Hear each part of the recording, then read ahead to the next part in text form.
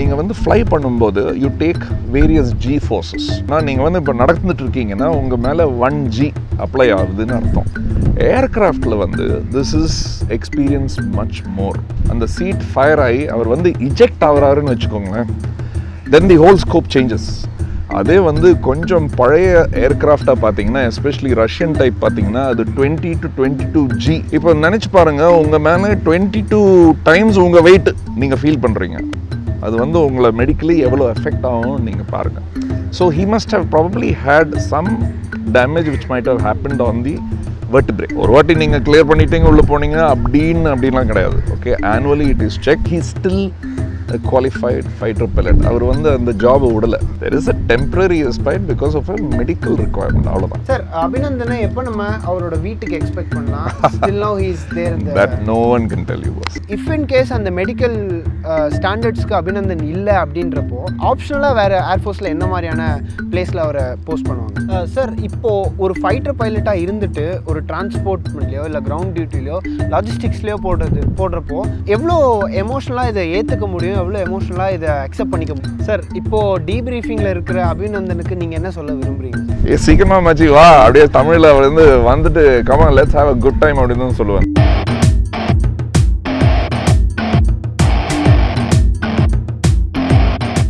Hello sir. வணக்கம் Navneet. Sir, Abhinandan ஒரு வழியாக நம்ம கண்ட்ரிக்கு வந்துட்டார். அண்ட் இட்ஸ் ரொம்ப நம்ம நாட்டில் இருக்கக்கூடிய எல்லாருமே ரொம்பவே சந்தோஷப்பட்டு அபிநந்தனை வரவேற்றாங்க. அபிநந்தனை வரவேற்றதுக்கப்புறம் இப்போ அவர் டீப்ரீஃபிங் செஷனில் இருக்கார். ஸோ இப்போது ஒரு டாக் ரொம்ப பாப்புலராக பேசிகிட்டு இருக்காங்க. அது என்னென்னா, கேன் அபிநந்தன் ஃப்ளை அகெயின்? அதாவது அவரால் போர் விமானங்களை இயக்க முடியுமா அப்படிங்கிறது ஒரு பெரிய கேள்வியாக இருக்குது. ஸோ இதை பற்றி என்ன நினைக்கிறீங்க? Of course he'll fly, where is the doubt. ஓகேங்களா, இப்போ இந்த டீப்ரீஃப்ங்கிற செஷன் கூட it's an erroneous thing. Okay, அந்த இனிஷியல் ஸ்டேஜில் when they are coming back, there is always the question of different elements who will be participating in that. Of course, there is a diplomatic, bureaucratic exercise which will happen. Okay, there will be, of course, an intelligence debrief that will happen. Okay, and the most important thing is the medical. இப்போ அவர் வந்து இன்னொரு கண்ட்ரிக்கு போயிருக்காரு and he has gone in a hostile situation. என்னெல்லாம் ஆகணும் அப்படிங்கிறது it's a doubtful. So the medical is probably the longest duration. இப்போது the only question is how long will that medical take. Okay, so just to give you an idea, physical, mental, emotional fitness அப்படிங்கிறது is important for everyone. அதை தான் நம்ம mostly neglect பண்ணிகிட்டு இருக்கோம். But arm ஃபோர்ஸஸில் that becomes a very predominant exercise. Okay, so அதனால தான் நீங்கள் பார்க்கும்போது ட்ரைனிங் அப்படின்னு சொல்லும்போது ஆர்ம் ஃபோர்ஸஸில் இந்த ஃபிட்னஸ்ஸு, இந்த ரன்னிங், அந்த மாதிரி நிறைய ஃபிசிக்கல் ரிலேட்டட் ஆக்டிவிட்டீஸ் இருக்கும். predominantly because that is a very important part of the armed forces. In fact, medicals நீங்கள் SSB அந்த செலெக்ஷன் போர்டு அந்த டைமில் நீங்கள் போனால் கூட நீங்கள் இன்டர்வியூவில் கிளியர் ஆகிடலாம். மெடிக்கலில் கிளியர் ஆகலைன்னா நீங்கள் மெரிட் லிஸ்ட்டில் வரமாட்டீங்க. ஸோ தட் இம்பார்ட்டண்ட் இஸ் உங்களோட இன்டர்வியூ 1 வீக்னா உங்கள் மெடிக்கலும் 1 week. So there are various elements which are checked before this person is admitted in the air force and it is retain. Every year annual medical நடக்கும். அப்போ நீங்கள் ஒரு flying பிரான்ச்சில் இருந்தீங்கன்னா எங்கள் ஏர்ஃபோர்ஸில் we have a category saying A1 G1, அதாவது கிரவுண்ட்லேயும் சூப்பர், ஏர்லேயும் சூப்பர். அந்த கேட்டகரி இருந்தால் தான் அவர் பறக்க முடியும். If is a ground duty officer A4 G1 அது இருந்தால் தான் நீங்கள் கிரவுண்டில் நீங்கள் சூப்பராக இருக்கணும். A4 நீங்கள் பேசஞ்சராக போக முடியும். அந்த கேப்பபிலிட்டி இருந்தால் தான் நீங்கள் கிரவுண்ட் டியூட்டிஸில் ஆஃபீஸராக இருக்க முடியும். அந்த மெடிக்கல் கேட்டகரி டவுன் ஆகிடுச்சுன்னா your performance and your role in the armed forces also diminishes that much. So just to give you an idea about why this medical is important for a flyer, நீங்கள் fly பண்ணும்போது you take various G forces, ஓகேங்களா? Especially as a fighter you have a very tremendous amount of influence that happens on the body. இப்போ G forces explain பண்ணணும்னா நீங்கள் இப்போ நடந்துட்டு இருக்கீங்கன்னா உங்கள் மேலே 1G அப்ளை ஆகுதுன்னு அர்த்தம், சரிங்களா? லிஃப்ட்டு உங்களை தூக்கின்னு போயிடுச்சுன்னா அது சேம் 1G அப்ளைஸ் இல்லையா? அதே அந்த ஸ்பீடில் போச்சுன்னா you will have an excess weight put on you. கீழே வரும்போது நெகட்டிவ் G அப்படின்னு சொல்லுவாங்க, அதாவது 0, உங்கள் வெயிட்டே உங்களுக்கு தெரியாது இல்லையா? So all these you people experience. ஏர்க்ராஃப்டில் திஸ் இஸ் எக்ஸ்பீரியன்ஸ் மச் மோர்.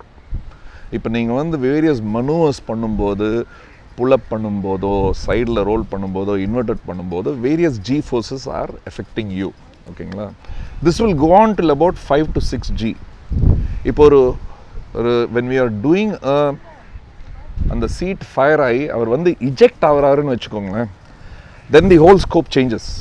ஓகேங்களா? ஏன்னா தி வெஸ்டர்ன் ஏர்க்ராஃப்ட்ஸோட G அந்த என்ன ஃபோர்ஸ் இஜெக்ஷனில் நடக்கும்னா it will be about 18G 17 to 18G அந்த ரேட்டில் இருக்கும். அது வந்து கம்மி. அதே வந்து கொஞ்சம் பழைய ஏர்க்ராஃப்டாக பார்த்தீங்கன்னா எஸ்பெஷலி ரஷ்யன் டைப் பார்த்தீங்கன்னா அது 20 to 22G வர புல் பண்ணும். நீங்கள் எஜெக்ட் பண்ணும்போது அந்த சீட்லேருந்து எஜெக்ட் பண்ணி அந்த பேராஷூட் வர வரைக்கும் அந்த ஃபோர்ஸ், பிகாஸ் இட்ஸ் லைக் ஒரு பாம்பை எக்ஸ்ப்ளோட் பண்ணுற மாதிரி. இப்போ நினச்சி பாருங்கள், உங்கள் மேலே 22 times உங்கள் வெயிட் நீங்கள் ஃபீல் பண்ணுறீங்க. அது வந்து உங்களை மெடிக்கலி எவ்வளோ எஃபெக்ட் ஆகும் நீங்கள் பாருங்கள். So he must have probably had some damage which might have happened on the vertebrae. In fact, I think ribsலையும் என்னமோ இருக்கு போல இருக்கு. He's got, I mean, this damage has happened. இந்த damage correct ஆகிறதுக்கு it will take time. So if he has to come back to category A1 G1, that duration is probably what the delay will be. He gets certified A1 G1, he'll be back to flying, an operational flying fighter. So that's the way. Sir, இந்த ஒரு விஷயத்தை, அதாவது இப்போ வந்து medical ஸ்டாண்டர்ட்ஸ்க்கும் armed ஃபோர்ஸஸ்க்கும் நிறைய relation இருக்குதுன்னு நீங்கள் சொன்னீங்க. இந்த மெடிக்கல் ஸ்டாண்டர்டில் என்ன மாதிரியான ஸ்டாண்டர்ட்ஸ் இப்போ அபிநந்தனுக்கு இருக்குது, அண்ட் இது வந்து அவரோட ஃப்ளைங் எப்படி அஃபெக்ட் பண்ணுதுன்னு நினைக்கிறீங்க சார்? லைக் இப்போ அவரோட ஸ்டாண்டர்ட்ஸ்க்கு என்னெல்லாம் ஸ்டாண்டர்ட் இருக்கணும், அதை வந்து அதான் அந்த details I may not be able to share with you. But A1 G1 அப்படிங்கிற கேட்டகரி வந்து that means he is operationally fit to take on physical, mental, emotional part of any operations. சரிங்களா? So that ஒரு aircraft fly பண்ணுறது வந்து just physical ability மட்டும் கிடையாது, mentally you have to be sharp இல்லையா? Emotional impact வந்து okay, எப்பவுமே நம்ம வந்து ஒரு போருக்கு போகும்போது உங்கள் ஒரு ரிலேஷன்ஷிப் அதெல்லாம் இம்பேக்ட் ஆகும் இல்லையா? அதுலேயும் நம்ம வந்து சவுண்டாக இருக்கணும். That is why they expect us to have all of those things. Okay, that means all faculties. இப்போ நம்ம ஒரு மெடிக்கல்னு போகும்போது there are various things which are checked. இப்போ நீங்கள் போகும்போது urine, blood, eye, ear, ENT இந்த மாதிரி எல்லாம் செக் பண்ணுறாங்க இல்லையா? அதே மாதிரி செக்ஸ் இருக்குது. Of course we have additional surgicals இருக்கும், இந்த டார்சோ லெங்த் இருக்கும், அவர் வந்து எந்த காக்பிட்டில் ஃபிட் ஆவார் எல்லாமே இருக்கும். So these are multiple things there are there and it is checked annually. ஒரு வாட்டி நீங்கள் கிளியர் பண்ணிட்டீங்க உள்ளே போனீங்க அப்படின்லாம் கிடையாது. Okay, annually it is checked. Of course நம்ம இதுலேயும் ஏவியேஷன்லேயும் இருக்குது இந்த மாதிரி செக்ஸு. நார்மலி அந்த ஒரு மாதம் முன்னாடி மொத்தம் அவங்க வந்து ஃபிட் பண்ணிவிட்டு then once again they'll go back to routine. But that is not what is expected. எங்கள் ஏர்ஃபோர்ஸில் வந்து this they have something called a physical fitness rating test which happens. அது வந்து எல்லா குவார்ட்டரும் நடக்கும். So you suppose to clear those things. அதாவது வந்து ஒரு டிஸ்டன்ஸை வந்து இந்த ஏஜில் நீங்கள் வந்து இந்த டைமில் முடிக்கணும் அப்படிங்கிற நிறைய we are constantly under pressure to be physically, mentally, emotionally fit. Sir, இப்போது அபிநந்தன் வந்து ஒரு ஃபைட்டர் பைலட்டாக இருந்திருக்காரு. ஸோ இப்போ ஃபைட்டர் பைலட்டாக நீங்கள் சொன்ன அந்த கேப் பீரியடில் நீங்கள் சொன்ன மாதிரி டிரான்ஸ்போர்ட்லேயோ இல்லை ஹெலிகாப்டர் ஃப்ளை பண்ணுறதுக்கோ அந்த மாதிரி ஸ்ட்ரீம்ஸில் போடுறதுக்கான சான்சஸ் இருக்கா sir? Not during that time. Why should he go there? He is a fighter pilot, he is a qualified pilot and he still a qualified fighter pilot. அவர் வந்து அந்த ஜாபை விடலை. there is a temporary respite because of a medical requirement, அவ்வளோதான். because of the particular ejection that has happened or something, the vertebrae அந்த damage இருக்கிறதுனால அது solve ஆகுறதுக்கு மட்டும்தான். then he will go back to that stream unless it is permanent damage.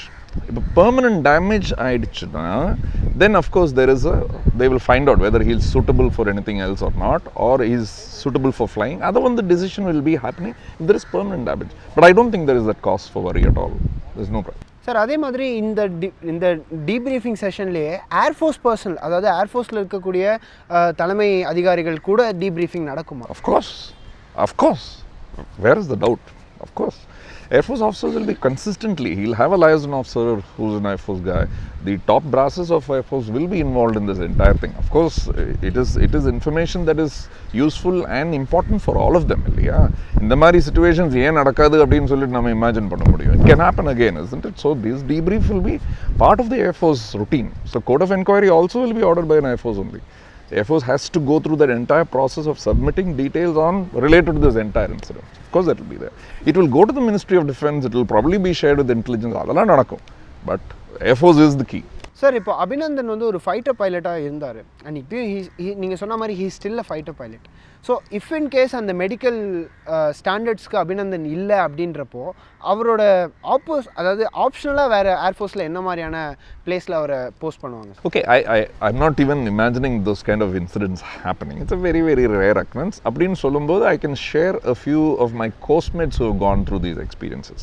See, some of them go through the experiences and some of them find it difficult to get out of the experiences. But actually speaking, we are trained to handle these experiences. Okay, so இந்த மாதிரி நடக்கும்போது one medically if he is unable to fly, they have different options. They are allowed to choose different branches in the Air Force. இப்போ Air Forceல வந்து just flying branch மட்டும் கிடையாது. There are multiple branches like education branch இருக்கு, administrative branch இருக்கு, logistics branch இருக்கு. So you have multiple options of shifting into that particular thing. Of course flying role இருக்காது. ஓகேங்களா? And this category also requirement for medical will be A4G1. So அந்த கேட்டகரியில் வந்து they will be giving him an option. But I'm not looking at it in this case. Okay, I'm just telling you what has happened with some of my friends, my course-mates அந்த மாதிரிலாம். So அந்த மாதிரி நடந்திருக்கு. There are also options that when they have gone through a particular routine as a fighter pilot, but they have come to a stage where they're not able to fly fighter planes. There has been a move to either transport helicopter stream also has happened. Of course, they will go through the training and then start doing. அந்த மாதிரி இருக்குது, அந்த ஆப்ஷன்ஸும் இருக்குது அவங்களுக்கு. That happens.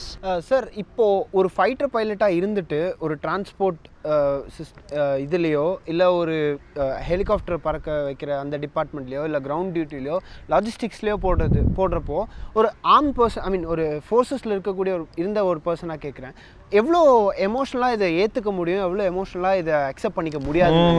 Yeah, there are occasions where I have seen people also who feel that ஐயோ இந்த மாதிரி ஒரு ஆயிடுச்சே அப்படிங்கிற ஒரு சின்ன ஒரு வருத்தம் இருக்கும். இது வந்து லைஃப்பில் எல்லாருக்குமே நடக்கிறது தானே. ஓகேங்களா? சரி, you take a person who's been flying all his life. ஒரு ஸ்டேஜில் வந்து they find his requirement doesn't suit. நீங்கள் வந்து சிவில் எடுத்துக்கோங்க, ஏஜ் இருக்குது, ரிட்டையர்மெண்ட் இருக்குது, எல்லாருக்குமே இந்த மாதிரி ஒரு டெஃபினெட்லி ஒரு இமோஷ்னல் கனெக்ட் இருக்குது.